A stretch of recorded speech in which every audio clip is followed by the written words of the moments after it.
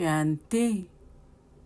27/2/2025 காலை முரளி. ஓம் சாந்தி. பாப் தாதா மதுவனம். சாராம்சம். இனிய குழந்தைகளே, ஞானப்பாதையில் மாத்திரமே உங்களுக்கு சத்தியமானவரின் சகவாசம் உள்ளது. இப்பொழுது நீங்கள் உண்மையான தந்தையின் சகவாசத்தில் அமர்ந்திருக்கின்றீர்கள். தந்தையின் நினைவில் இருப்பது என்றால் சத்தியமானவரின் சகவாசத்தில் இருப்பதாகும். கேள்வி: குழந்தைகளாகிய உங்களுக்கு இப்பொழுது ஏன் சத்தியமானவரின் சகவாசம் தேவை?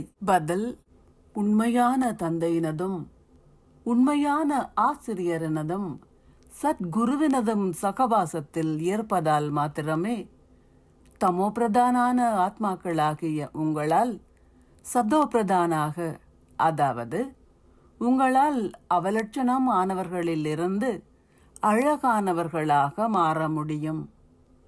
சத்தியமானவரின் சகவாசம் இல்லாவிட்டால் பலவீனமான ஆத்மாக்கள் பலமானவர்கள் ஆக முடியாது.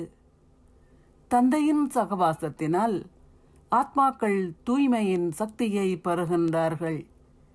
அவர்களுடைய படகும் 21 பிறவிகளுக்கு அக்கறைக்கு செல்கின்றது. ஓம் சாந்தி. தாரணைக்கான சாராம்சம். 1.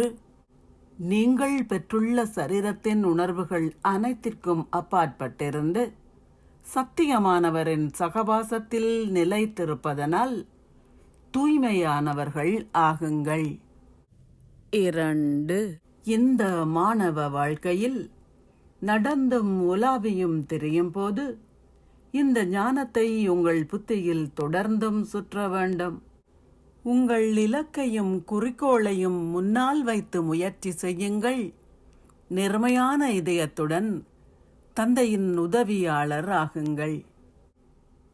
ஆசீர்வாதம். நீங்கள் கலப்படம் மற்றவராகவும் தடைகளில் இருந்து விடுபட்ட ஸ்திதியிலும் இருப்பதனால் நெருக்கமாகவும் சமமானவராகவும் ஆகுவதன் மூலம் முதற் பிறவியின் வெகுமதியை பெறுவீர்களாக. 1. தந்தையின் நற்குணங்களுக்கும் அவரின் சம்ஸ்காரங்களுக்கும் நெருக்கமாகி சகல உறவு முறைகளிலும் தந்தையின் சகவாசத்தையும் சமமான தன்மையையும் அனுபவம் செய்பவர்களால் முதல் பிறவியில் அரச குலத்திற்கு நெருக்கமானவர்கள் ஆக முடியும். 2. ஆரம்பத்தில் இருந்து இன்று வரை கலப்படமற்றவர்களாகவும் தடைகளில் இருந்து விடுபட்டும் இருப்பவர்களால் மட்டுமே முதலில் வர முடியும்.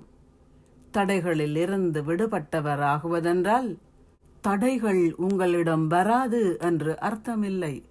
ஆனால் நீங்கள் சதா தடைகளை அழிப்பவர்களாகவும் வெற்றியாளர்களாகவும் இருப்பீர்கள்.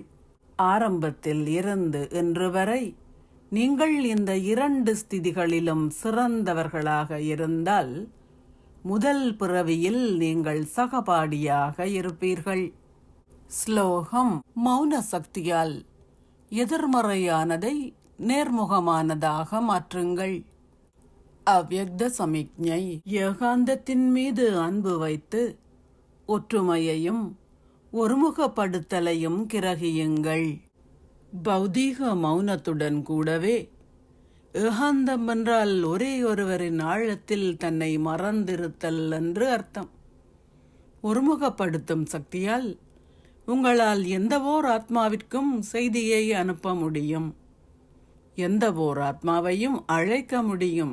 அத்துடன் எந்தவோர் ஆத்மாவின் சத்தத்தையும் பிடித்து கொள்ள முடியும். அத்துடன் உங்களால் தொலைவில் அமர்ந்திருந்த வண்ணம் எந்தவோர் ஆத்மாவிற்கும் ஒத்துழைப்பை வழங்க முடியும். ஓம் சாந்தி. நன்றிகள் பாபா.